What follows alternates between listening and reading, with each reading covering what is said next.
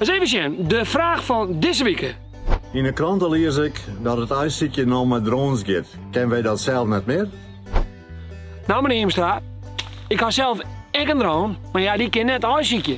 En daarom heb ik afsplitsen met Siebe.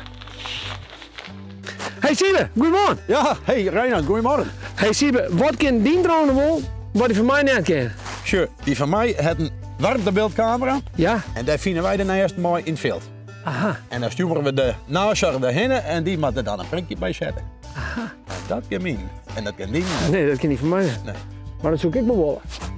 Je hebt nog wel? Ja, wist je. Oké. Ja, ga door. Hey, Reinoud, Siebe. Hey Jokke, goedemorgen. Dan hebben we de boer in de nazorg. Dus dat komt mooi uit. Dan kunnen wij ik los. Ja, gaan we beginnen.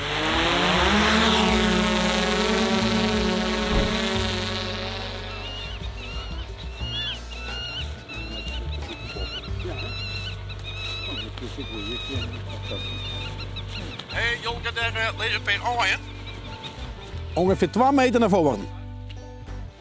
En dan een beetje naar links. Nou, daar maakt ze wijzen.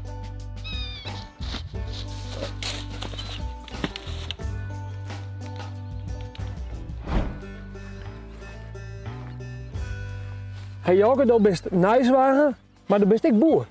Waarom is het nou zo wichtig dat die prikkels in het land staan? Nou, dat zou ik je zeggen, Reinoud. Nou, kunnen we er nergens makkelijk wegvinden. En dan kunnen we erom denken met landwerk. Nou, bijgelijks mee of zwilling. Heel logisch eigenlijk, hè? Daar is het voor. Ja. Nou, dankjewel Jokke.